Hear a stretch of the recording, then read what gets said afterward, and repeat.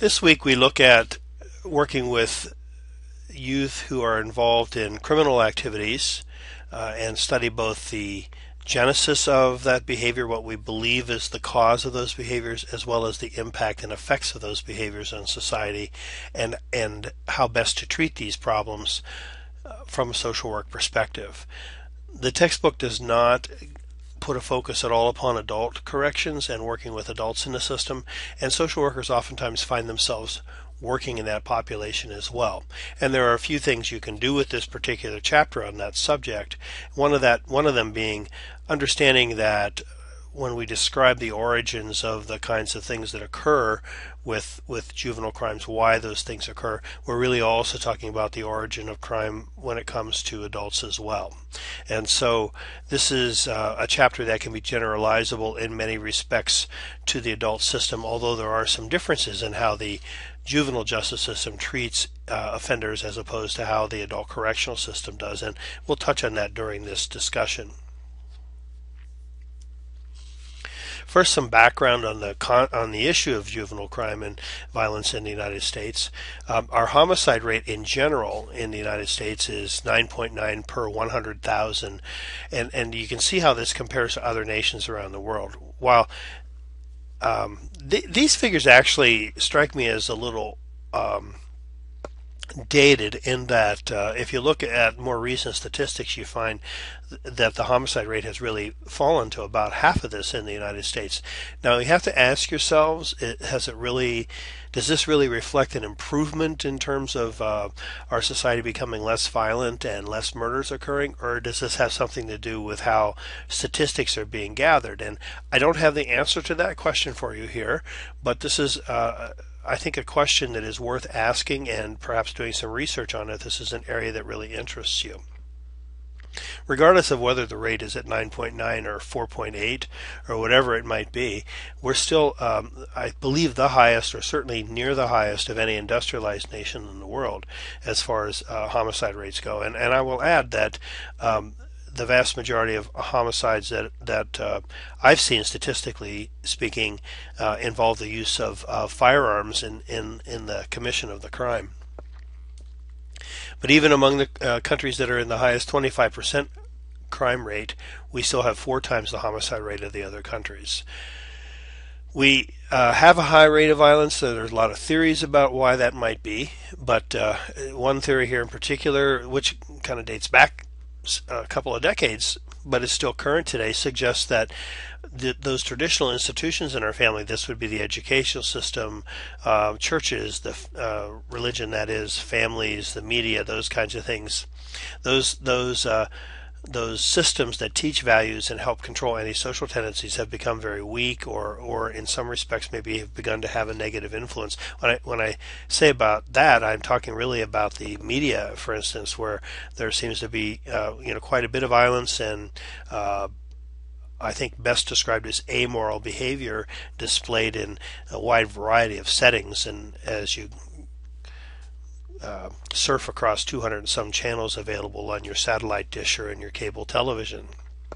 And so the institutions like family and schools that have been put in place and have over time taught values which have taught our youth to respect the rights of others and taught them appropriate boundaries, and have been able to engender a certain amount of respect for authority and those kinds of things, according to this thinker at least, has become so weak that they're no longer transmitting those values any longer.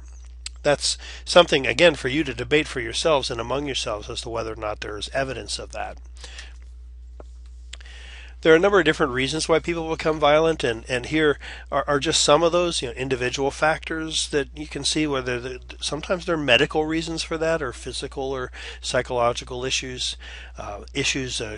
factors involving the family, whether there's been abuse or neglect, have parents been criminal, are the parents appropriately connected to their children, is there substance use, is there violence in the environment, those types of things. What's going on in the academic environment? How are youth connecting with their teachers? How are they doing academically? Are they being actually kept in school? Those types of things. Who are their friends? What are their siblings doing? Community and neighborhood factors like poverty, which tends to contribute to these kinds of issues. How available are firearms? How rampant is drug usage?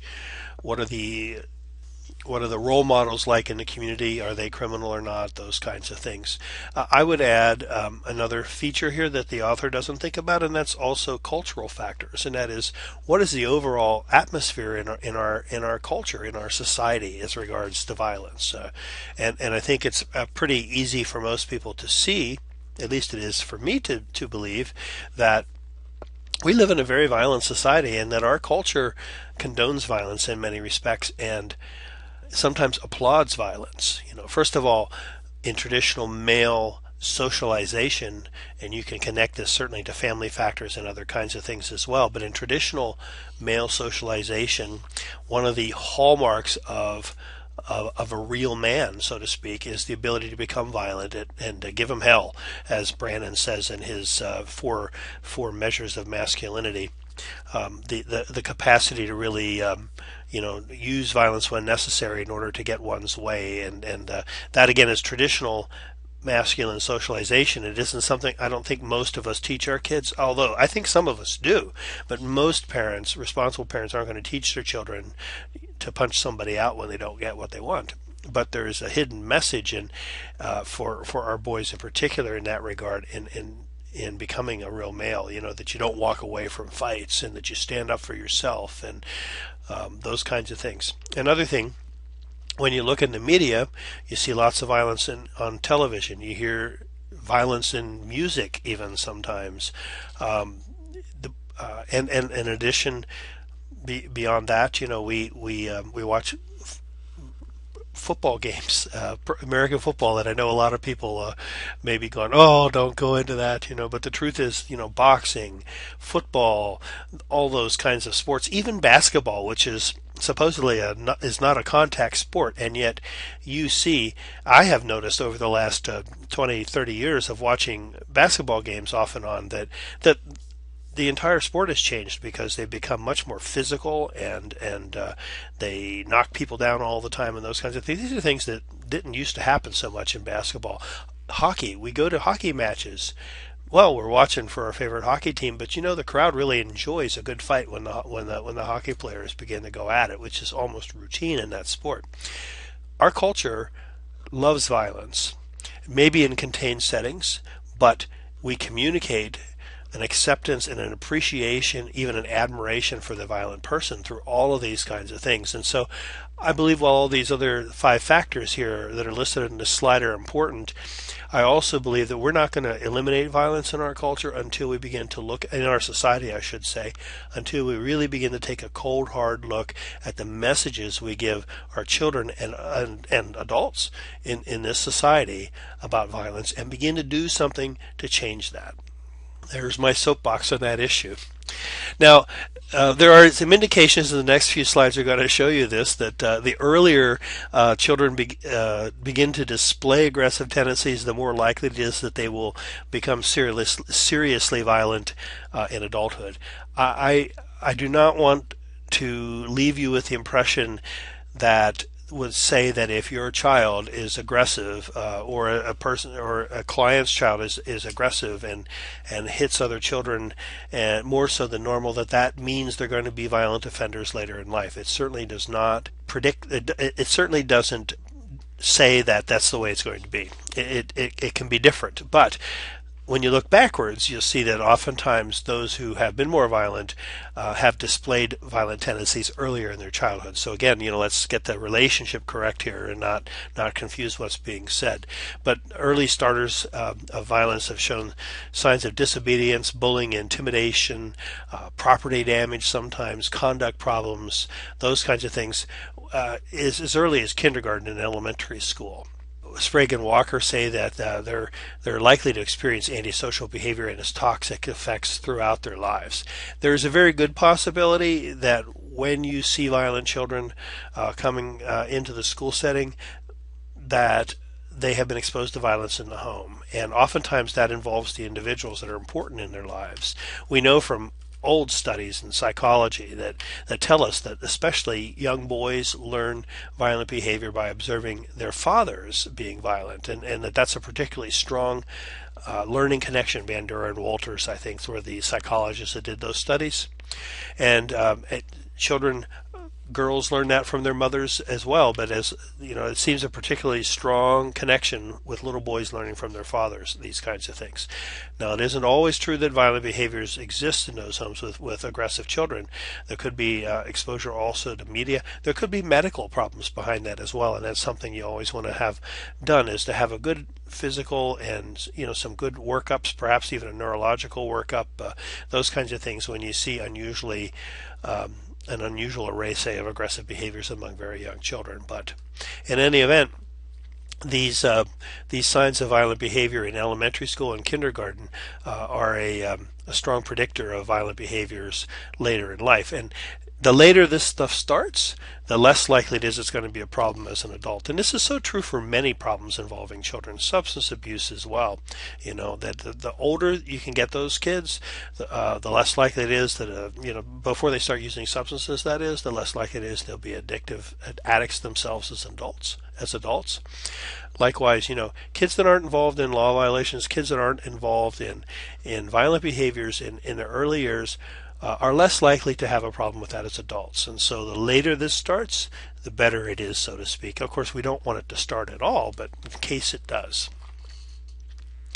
And there are some factors in the child's environment, as I was saying, that can predict potential violent behaviors and inconsistent and harsh parenting styles. Here, once again, as we've mentioned in earlier weeks, we go back to the concept of those two qualities of parenting, which is kindness and firmness. Is the parent kind or not? Is the parent firm or not? Is there nurturance in the environment or not? Is there structure in the environment or not? Children need both nurturance and structure, and so violent children often come from parenting styles that are not kind, and oftentimes are not structured. And if they are structured, they're too harshly structured. And those are the children that I think I mentioned to you in a prior lecture, are the ones who are often the abused kids, those who have unkind and firm parents, those that are strict and not nurturing. But other combinations, so that, for instance, very strict parents who are inconsistent, let's say, in providing consequences for inappropriate behaviors, can also kind of mess up the whole process as well. So again, parenting style has a lot to do with this as well. How are the schools functioning, and are they run properly or not? Is there structure in the schools, and is there appropriate authority lines exercised in the schools? It does seem to me that in the educational system, so much is turned over now to the adolescent in our effort to, and perhaps this may be appropriate. I'm not saying it's inappropriate, because we want, in high school, for instance, we want kids making appropriate decisions for themselves, but it seems sometimes like the structure in the school system has been lost over the last few decades, as we perhaps prematurely attempt to allow our youth to make decisions on their own behalves. Drugs and alcohol, weapons, those things being available obviously would also be a contributor to violence as well. Here's some statistics again that demonstrate that the earlier the violent behavior begins, the more likely violent offenses will be occurring in earlier in life as well. So once again, the later the onset of violence, the less likely the child is to cycle into adult violence himself or herself. Gangs are considered to be contributors to violent behaviors, and here they say there's something like 25,000 gangs active in the United States, and this was back in the early part of the century. Nearly 1 million people, or 750,000 people in the United States, members of gang. And you can see here that there is a breakdown in terms of ethnic groups as far as gangs are concerned. The reason that people join gangs oftentimes have a lot to do with, well, here's a list of the reasons why children don't join gangs. And I think this gives you an idea why they do. And so in reading kind of those things that keep kids from gangs, here are some, we can talk a little bit and contemplate a little bit about what it is that leads youth into gangs. But the stress resistant, this is the resilient child, those kids that can avoid gang activity even in neighborhoods where they live among gangs. Kids that are well liked by peers and adults and have good skills tend to avoid gang membership. Reflective rather than impulsive, a high sense of self-esteem and personal responsibility, see ways that they are effective in their environment, and I think this is a key thing. Why is it that we find inner city youth and those youth from, say, poorer neighborhoods or from racial minorities, a higher percentage of those individuals involved in gang activity?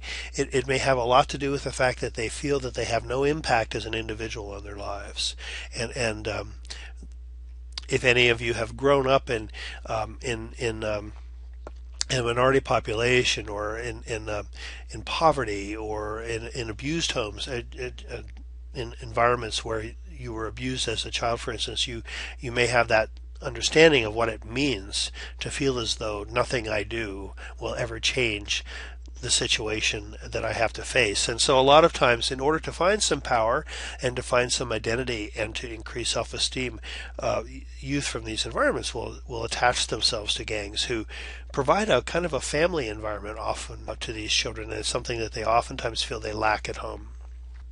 It's not easy to leave a gang, I'm told, once you're in that gang, but here are some reasons why kids do leave gangs, and a lot of times it has to do with concern for the well-being of young children, often their own children. The gang members mature, have children of their own, and begin to realize their own responsibilities to protect that child, and realize that gang activity oftentimes, frequently enough at least, leads to injury or death to little children, and shootings and those kinds of things. Sometimes they say in prisons, that gang members begin to reflect on their lives and they leave the gang. But again, I've often been told and have read and that sometimes getting out of the gang is a pretty tough thing. So in fact, I had many years ago, I had a young man in one of my sociology classes here at KPC who had moved here with his parent and left an inner city gang in the Midwest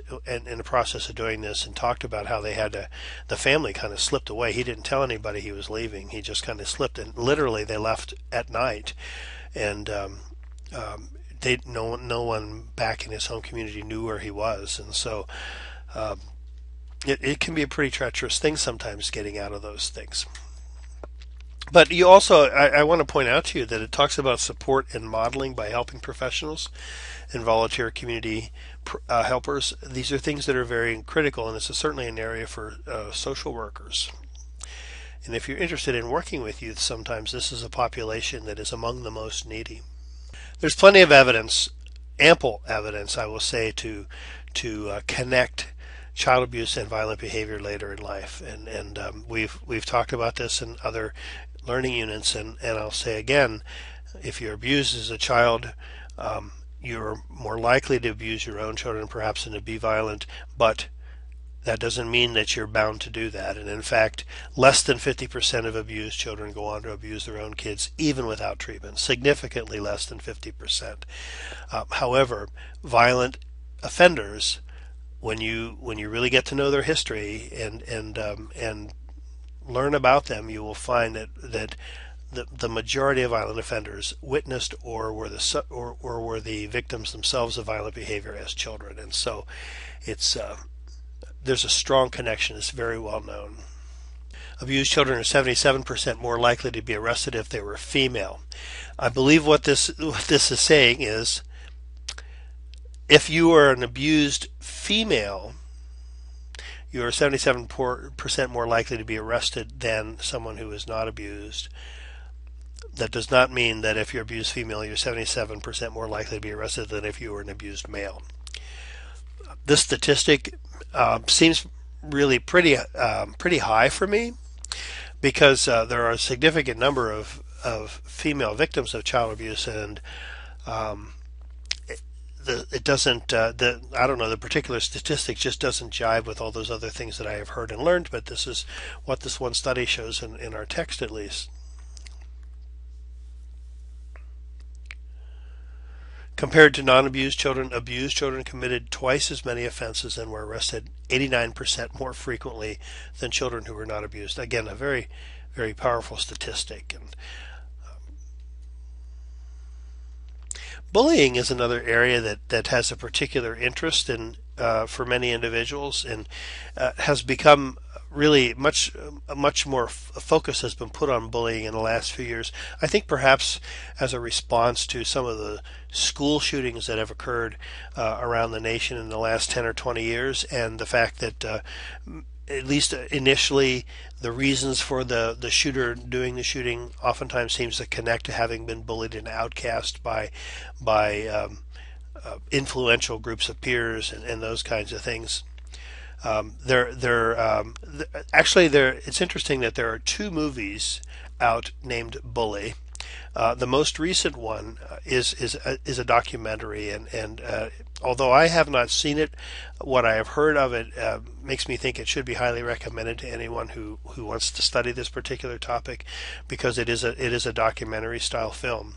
There's an older film, not too old, but maybe 10 years old, called Bully also, that is a fictionalized account of an actual event that occurred in I think South Florida back in the 1980s or 1990s, involving a kid who was just terrorizing his peers.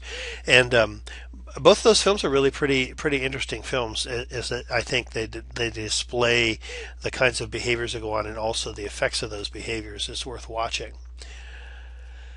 About 10% of your youth in early adolescent years are reported to be bullies. Seems a little on the high side again for me, but this is what one study reflects at least. One of the reasons that sometimes these statistics might be skewed is because of what the population was that was studied, where they did their study. And so if they're conducting studies in areas or neighborhoods with higher crime rates, or with socioeconomic factors that would contribute to more violent behavior, you're going to have a higher percentage of this kind of thing. But it's not to say that bullies don't grow out of upper middle class and upper class homes, because they certainly do as well. And so economics are certainly not the only factor here. But so again, when you read about statistics such as this, it's not so important to know the exact number or to take that as a firm figure, but rather just to get a sense of the frequency of the occurrence, and understanding always that there are variables that are involved that could actually make this higher or lower. Bullies are aggressive, non-social, hyperactive, sometimes very insecure and anxious, and I would suggest that by and large insecurity and anxiety would be a pretty big factor. Although there are some studies that reflect that youth with violent behavior, as it says here, have an unrealistically positive self-view that other people don't agree with. So this is kind of an interesting thing, that they think too much of themselves. And you can see here that children who are on the receiving end of being bullied also often experience a great deal of difficulty in their own lives, and more recently, of course, we're hearing about cyberbullying as well, and every now and then a story will emerge in the media about some child that killed herself or himself because of things that were going on in Facebook posts and those kinds of things. Once again, you see here that the earlier this behavior begins, the more likely it is that this is going to result in criminal and aggressive conduct during and after adolescence into the adult years. And the interesting thing here is that this one study indicates that teachers often turn their backs on bullies, and again, I can think of some particular instances as well where it was very necessary for the parent of the child being bullied to go into school and to sit down with administration. I can think of a number of different times where the schools seem to want to just kind of let those things pass and see it as an isolated incident when, in fact, the particular person doing the bullying or the victim, himself or herself, may actually be a much more frequent victim. And sometimes schools don't recognize that or don't see it, and it's up to the parents sometimes to go in and confront the administration to get things changed about that. Again, that might be a role for a social worker working with kids like this. In 10 of 18 case histories, that's a little more than 50%. So what does that tell us? If it's, 50%, it might be or it might not be. I don't know. But in 10 of 18 case histories of children who were cruel and abusive to animals, bullying, fighting, fire setting, and stealing were also commonly associated behaviors. Cruelty to animals, and that's another red flag with little children. When you see that, and again, not one instances or two instances, but a repeated kind of a pattern of things where kids are, because this is in a home environment, let's say for a little child, particularly for a younger child, who is vulnerable to that younger child is the animals, so that tells you something, that they're acting out against a more vulnerable creature. Children who are cruel to animals have problems of aggression with poor control of impulses. This one particular study indicated, and you can see here they're associating sexual abuse and sexual assault with cruelty to animals as children, as well as serial killers. Can be frightening kind of statistics if you're a parent of little children and you see kind of errant behaviors, and I just caution you not to over interpret things that you see with your kids. We can certainly create things by expecting things of them. I can, when I was living and working in Florida, and I was during that period of time I was working in a home for behaviorally disordered not a home, a treatment program really for behavior disordered boys and girls. And we would work with parents in the workshop once or twice a week. They would come in and kind of get some tips from us about maybe how to alter their parenting styles. And I can remember for those of you who are familiar with when we talk about serial killers, Ted Bundy being one of the most famous of those from our history. And Ted Bundy's trial was going on actually in Orlando where I was working. And for a good year or two after that, I can remember time and time again mothers telling us that they think their son's the next Ted Bundy. And I just think it just told me how my own thought is that if I were being raised by somebody who believed that I would be Ted Bundy, how would this impact my own feelings and beliefs about myself, for heaven's sakes? But more importantly, I think, it also, because parental expectations shape behaviors in kids, and so we have to be cautious about that, and we have to, even if we see these kinds of behaviors with our child clients, let's say, and we have some concerns about that, we want to inform parents perhaps of this, but at the same time caution them not to make assumptions about this, and to work with parents to have positive expectations for the children, not become frightened of their kids, not to become discouraged that they can do anything about this, but rather to be positively motivated to help things change for the children. Fire setting is also connected to violent behavior, and it's, you see here that in fact there's a large number of cases of arson that involve juveniles, and I think it says here almost a third of juveniles under 12 accounted for a little more than a third of the arrests for those juveniles who were arrested for arson at all. This is related to a number of different things. Here it says that 86% of the fire setters were males with an average age of 10. That's pretty young.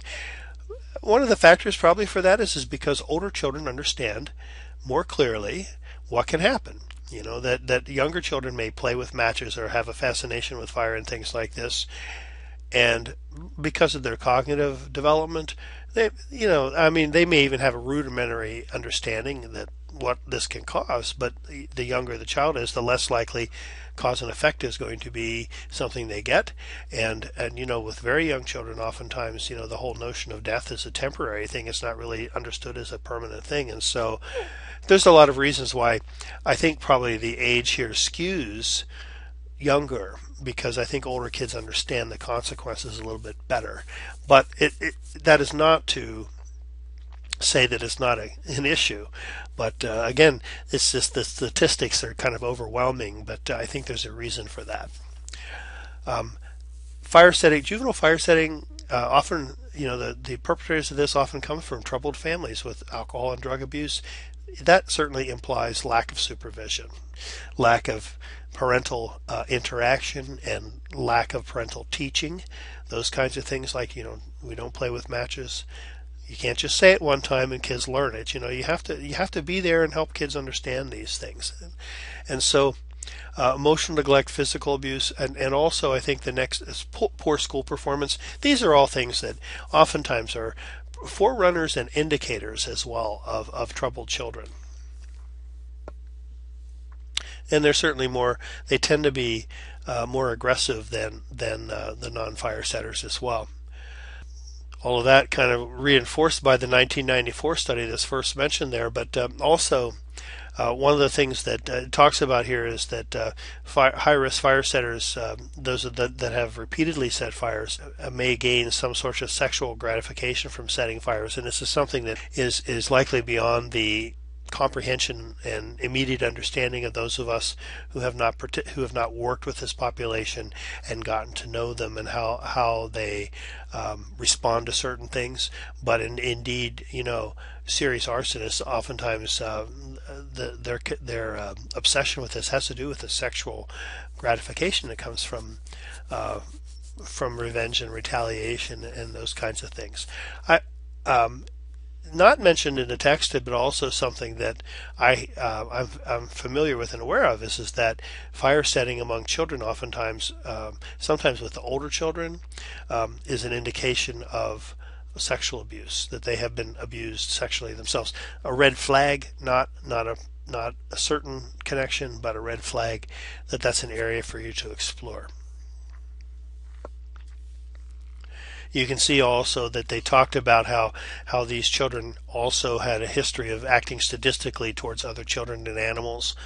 All of these behaviors, fire setting, aggression, fighting, bullying, cruelty to animals, all of those kinds of things really kind of, one may be there and not the other, but sometimes they combine, and this is really an indication of a troubled child. We are concerned, of course, about how the media impacts our children's lives. And here this statistic says that, by the time the child completes elementary school, they've observed 8,000 murders on television. Number might be even higher these days with the availability of, that when I grew up, we had three basic networks: ABC, NBC, and CBS. Fox wasn't around yet. There was no such thing as 24-hour news. We had cable television, actually, in my community, but not like cable that we know of now, where there were 200 some settings. We had cable television with maybe 5 channels, and one of them being an educational channel, and then the 3 networks, and then another one that might have been C-SPAN or something like that.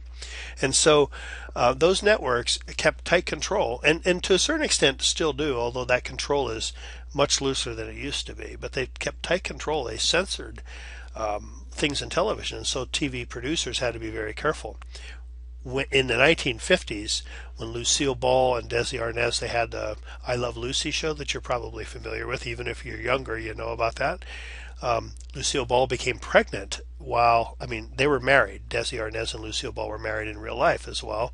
She became pregnant while they were filming that show, and they decided to have her become pregnant on the show. But throughout her pregnancy, the word pregnant was never mentioned. There were all sorts of other euphemisms made for it, but the word pregnancy wasn't even allowed to be said in the 1950s. Of course, we're way past that now, and as an older person, sometimes I find myself grumbling about the kinds of references and things that are now permitted on primetime television that youth are watching.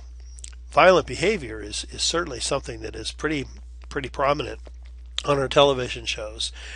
And if the aggressor in the violent entertainment is somebody that the child admires, and it could be not only the character, it might be the actor that the child admires, that the child, especially a younger child, can begin to believe that violence will go unpunished, and oftentimes can see the victims in those shows as being weak and deserving to be punished and those kinds of things. And so it probably increases the likelihood that children will act on aggressive impulses. Now, do I think personally that a child watching violence on television makes them violent? Absolutely not. I think certain children watching violence on television may lead to them being violent. Yes, those children have a lot of other problems and a lot of other issues going on in their homes and in their lives, that most children don't have. And so I think that psychologically healthy children, particularly older children, can watch the media and understand that this is a portrayal and it isn't something that should be happening in real life, or that there are consequences and that things don't tie together successfully in an hour and those kinds of things. But the important thing is here, particularly for I think younger children, not too much television. Certainly, let's keep them grounded in their own lives and not on the fantasy of the television set. But also that we spend time with our kids watching shows together, that we know what they're watching if we're not watching with them, that we're talking with our kids about what they're seeing. So that they have kind of a reality filter and a moral filter that can have an influence upon how they digest all of this. So there is a movement in our society about putting our clamping down on juvenile offenders, and there's certainly been changes in the laws. In Alaska, it was more in I believe, the late 1990s when the juvenile laws were tightened up in many respects, but also around the nation, certainly that there's been insistence upon proper punishment for juveniles, and because of the fact that the juvenile court system focuses upon the rehabilitation of juveniles, and the judges, as I think another slide is going to show you here, have a lot more flexibility in terms of how they deal with their juvenile offenders. A lot of times there's an insistence that young offenders, particularly those that have committed more serious crimes, be waved over to adult court and treated like adults, sent to adult prison, those kinds of things. And so that is a philosophy out in the community that those of us working with these youth need to be aware of. This says that about 23,000 homicides occur each year in the United States. The statistics that I have looked at over the last 10 years or so is really quite a bit lower than that. It's more like 14 to 16,000 a year. Not that that's not a lot, but I'm not sure when in time this 23,000 homicide comes from. But again, about 10% of the homicides involve a perpetrator under the age of 18. And the number of youth committing homicides have increased pretty dramatically during the mid-80s to mid-90s. Now, interestingly, in the last 10 or 15 years, the homicide rate has fallen fairly dramatically, as I mentioned earlier in this lecture. And so this would imply that youth are becoming a larger portion, a bigger part of that picture of violent crime and homicides in the United States. And it could have something to do, again, I'll say this, that has something to do with the availability of weapons. And that isn't, I would love to see more gun control, and I know that's vastly unpopular for most individuals probably listening to this lecture, as well as everybody in Alaska. And well, I'm not so sure it's a majority around the United States anymore, but and I don't mean to harp on that, but there's no question that weapons are involved in homicides to a large extent, and that weapons are easier to obtain than they once were. 1 in 6 murder arrests. And so here Horowitz talks about the press among states to send younger and younger children to adult courts, and the Supreme Court has stepped in and said that we can't impose the death penalty on anyone under 16 years of age. The whole notion of juvenile courts, when they were created about 100 years ago or so, was to really get the focus off of punishment and more upon rehabilitation. At the time that the juvenile court system was established, this is around the same time as there was an awakening, about the difference between children and adults. Child labor laws were enacted, compulsory education laws were enacted in the United States. G. Stanley Hall wrote a big volume on adolescence. It was the first time that we actually recognized that the teen years were different than adults, and that there was a special period where kids needed some extra consideration. Their brains are still developing. Physically, they're still developing. They're very dependent upon others, oftentimes people who have been harmful to them or who haven't provided good role models and those kinds of things. And so the juvenile court was developed to recognizing those, let's say, developmental needs of the youth, also recognizing that oftentimes parents weren't performing the function they should be performing, and the juvenile court quite literally was to step in on behalf of the parent and to act as a parent. And there is a Latin term for that I'll say probably incorrectly, but paren patriae, and that is essentially, that the court is acting as a parent.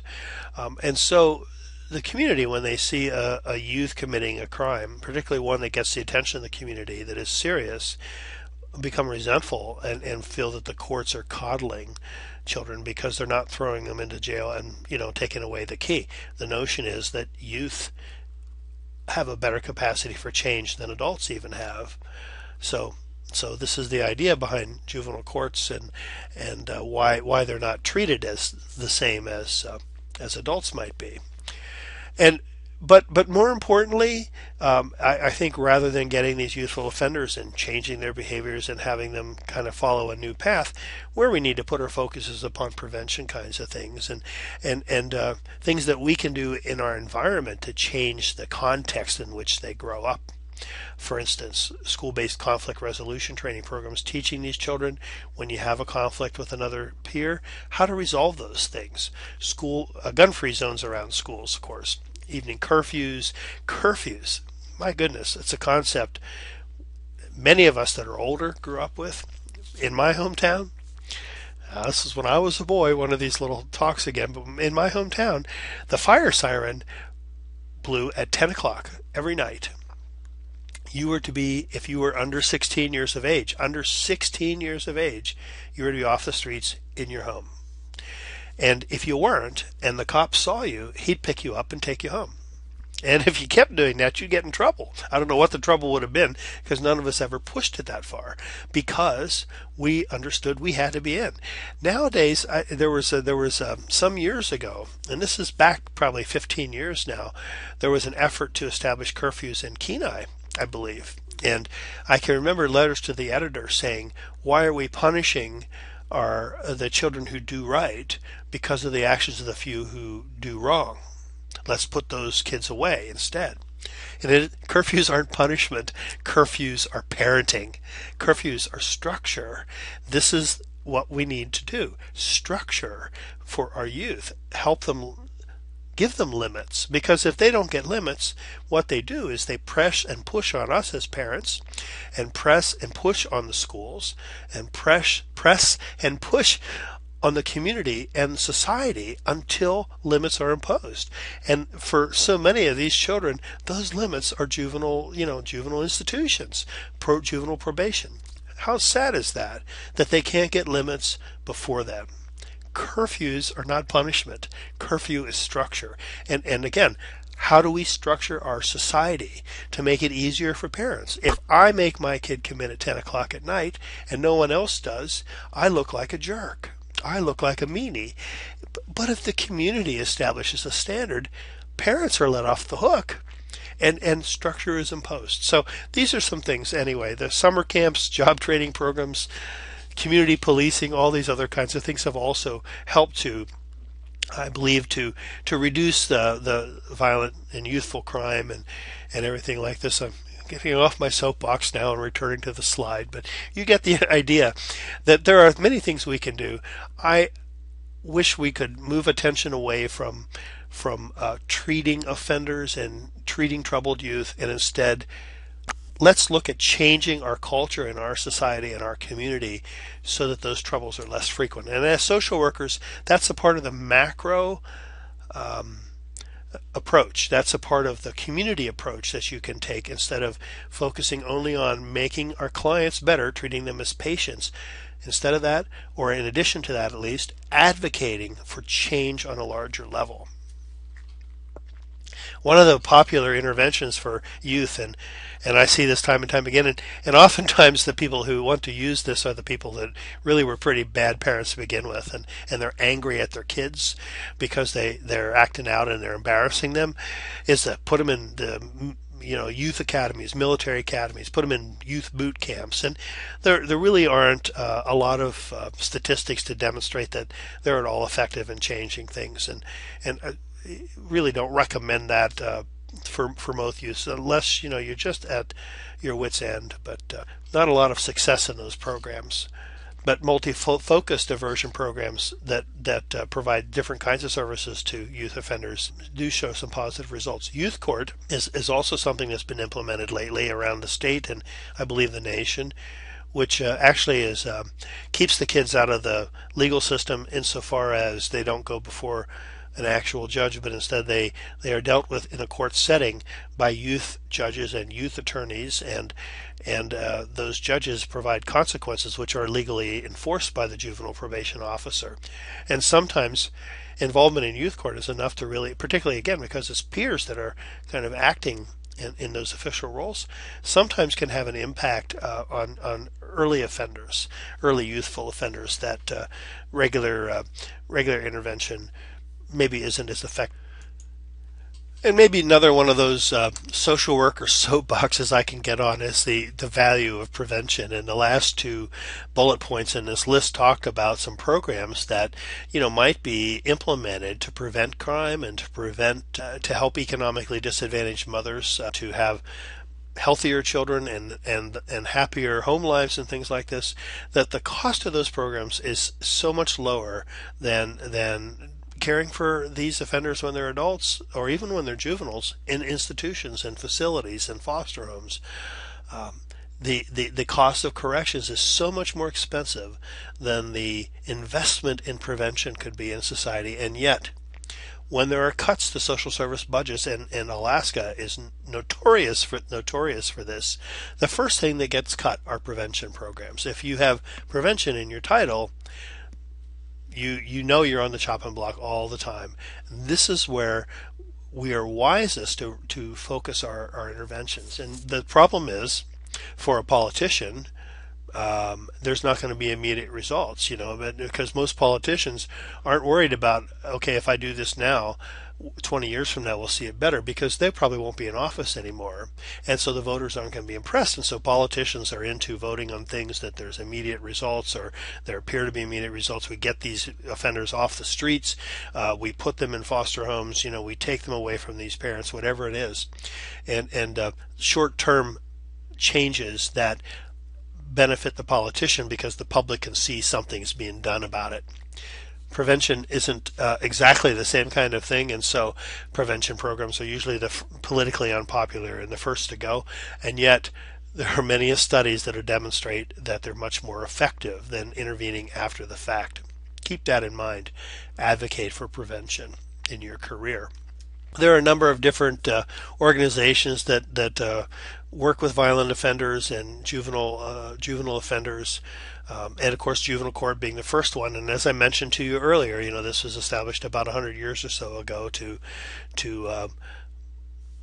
deal with the issue of youth that needed intervention and structures, and to kind of treat them more from a kind of a parental and rehabilitative focus than from a correction focus. Now, the adult correction system also has supposedly has a rehabilitative focus as well, but without getting into that. Well, I suppose this is as good a place as any to get into that actually, because adult corrections, there are a number of different reasons that we have an adult correction system that include things like rehabilitation or reparations, where the adult offenders is just paying a debt basically by going to jail, or retribution where we're getting back at them, or kind of making it impossible for them to commit the crime again. The term is escaping. Incapacitating, I think, is the term. Do we want to rehabilitate? Do we want to have retribution? Do we just want to incarcerate and keep them off the streets? There are many different reasons for the adult correction system in America, and I would say also this could become the situation with youth corrections if we don't keep our focus on rehabilitation there, and keep youth crime and adult crime dealt with separately. But there are so many different reasons why we have adult corrections. We don't really do any of it very well because we can't decide what we want our prisons to do. Do we want them to rehabilitate? Because if we do, we need to focus a lot more treatment efforts in the system. Do we want to just secure them and keep them away from society altogether? Fine, that'll work for a while, but most offenders don't go to jail for life, and when they do, they become very expensive to us, and it sets up other problems, and so at some point they're going to be back out on the street, and so without treatment, how's that helping and change things? In fact, the culture of the prison is probably hardening them even more in many cases. There's on and on and on. And so one of the things as a society we have to decide for ourselves is what is the point of incarcerating? What is the point of our correction system? And then focus upon this, agree upon what we want to do with it, and focus our efforts in that particular direction instead of being split off in a number of different things, because the prison system doesn't do any of them well. Here again is another slide that talks about the push towards treating juvenile criminals the same as adult criminals, and why that isn't necessarily a good thing. In fact, there have been a number of rulings by the Supreme Court, and the first one that comes to my mind in 1968 was the Galt decision, which guaranteed juvenile offenders the same protections that adult offenders have. That is, a right to counsel, a right to confront their witnesses, those kinds of things. What was happening up until that time is in the parenting role, juvenile courts were taking kids off street and locking them away for small crimes until they're 18 or 21 years of age. I mean, shoplifting and things like this. And so nowadays, there has to be a consistency between the penalty that juveniles have with what would be the same penalty if they were an adult. They can't, so that somebody who shoplifts a pack of Twinkies isn't going to be able to be put away until they're 18 by the judge, because the judge thinks they have a bad home life. So in any event, there have been many Supreme Court decisions since the 60s that have protected the rights of juveniles, including the one also mentioned earlier about the death penalty. Another helping organization, of course, is the child welfare system. And here, of course, we've already talked about this particular system, and we know they're overworked, and kids oftentimes don't get the benefit of a full investigation because of that fact. And so sometimes kids that are being abused aren't always protected as they should be. And then the other thing, because of the difficulty of this job, there's a turnover rate of, well, it says up to 100% in some agencies in 6 months' time.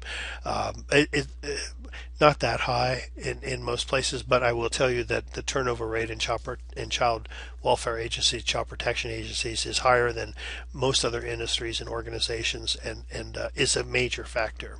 There are things that need to be done to take some of the stress off of these workers, because you need trained people staying in there doing this work. Police oftentimes work with child welfare agencies and with juvenile probation officers and things like this, helping families and the youth from those troubled families.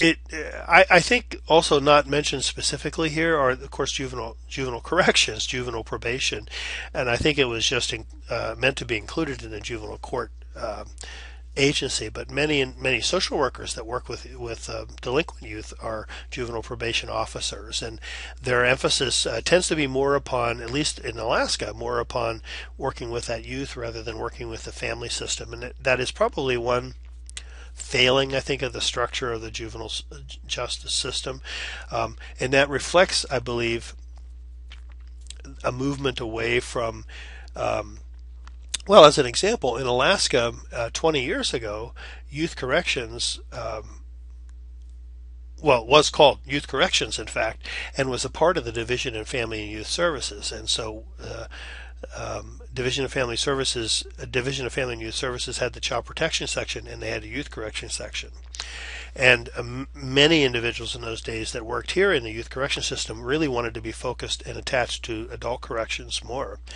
Not really, I think, recognizing, well, wanting to be more corrections, and they see themselves many times as more corrections. They carry badges, they have handcuffs, those kinds of things, just like an adult corrections officer might have. And so some years ago, the state of Alaska did separate youth corrections, now called juvenile justice, the Division of Juvenile Justice, and they have their own division. They're still in Health and Social Services and not in the Department of Corrections, but they're no longer connected to Family Services. And so, in some respects, I believe a step back there, in that there's no focus upon working with the family, and it kind of overlooks a key element, I think, in helping these kids do better. Schools, of course, are major referral sources to health and social welfare agencies, and are a great place to be able to provide services. Mental health agencies now oftentimes have counselors and therapists located in the schools to work with children at risk and to try to help engage those children and sometimes their families in services outside the school setting as well. And so oftentimes the school is a place where good things happen as well. They talk here about juvenile court in 3 different kinds of cases that are handled, and we'll talk about this briefly, but understand that in Alaska, we don't really have a juvenile court. We have superior court, and in other states there is a separate division of the courts called juvenile court, and these are the things that those things are handled there. I'll start at the bottom of the list first. The child abuse and neglect cases in Alaska. These cases are called CINA, Child in Need of Aid. CINA, called China. It's sort of the term we use, China cases. But there's no H unless you include a little H in children, I suppose. CINA cases, China cases, are the child abuse and neglect cases here. They're not criminal cases. These are civil cases. No one is charged with a crime, although, as we know, children can be removed at times, but the parents can't really be ordered to do things by the judge. The court establishes jurisdiction over the child in these cases, and so can order the child's removal or keep the child away from the parents, and in that respect can have some control over what parents do, but they cannot order parents to do anything in juvenile court. In Florida, where I'd worked previously, the child abuse and neglect cases were referred to as dependency cases, and you were either a delinquent or a dependent child when you had a case in juvenile court. So that's what it was called. The second type, status offenses, are offenses that concern non-criminal behaviors that are illegal because of the child's age. In other words, the status of the child being a minor brings that child into the jurisdiction of the court, whereas those same behaviors would not result in the person being brought to court if that person were an adult. Runaway behaviors, not listening to your parents or authority figures, those kinds of things. In Florida, that was called an ungovernable child, and parents could actually file a petition in court and ask the court to intervene to help them gain control of their child. The behavior treatment program, in fact, that I worked at first in Florida was a program who worked with status offenders. There's a lot of debate about the effectiveness in New York State, for instance. Some years ago at least, they were called Child in Need of Supervision, CINS, and lovingly referred to as SINS children, which is a terrible title, a terrible acronym for kids. But in any event, in Alaska, we don't have, there are status offenses, but we really don't have a separate category for these children, and they kind of fall under the child abuse and neglect statutes in a kind of a loose way. But parents aren't bringing children here to court because they're not behaving. Truancy was also another behavior that was included status offenses. Alaska, the school system can choose to bring kids to well, actually, what they're doing is bringing parents to court because their young children aren't going to school. They have the ability to bring adolescents to court for truancy, but they opt not to do that. Delinquency is, of course, the other option, or the other type of court case that juvenile court handles that we have been talking about in this particular learning unit, where children have committed actual law violations that would also be considered crimes as adults. Usually, there are separate groups of people working with delinquent children and child abuse and neglect cases. They're entirely separate units and separate agencies. This has been the case in every state I've worked in, and certainly seems to be in every state that I'm aware of, so that one person generally is not both a juvenile probation officer and a child abuse and neglect child protection worker. In most states, status offenses fall more under the child abuse and neglect category than it does the delinquency category. It refers to as a forensic social work practitioner, and this is not something that is a term that is used perhaps as freely as the textbook indicates, at least not in my area, or not in my experience in practice. But social work practitioners, forensic or otherwise, provide consultation and training and education to individuals working in these particular kinds of settings. Provide some diagnosis depending upon their particular location. They do assessments and sometimes treat those criminal justice populations.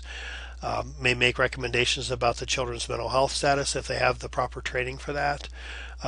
May serve as an expert witness if they have the right kind of training and experience, and that depends upon the individual court.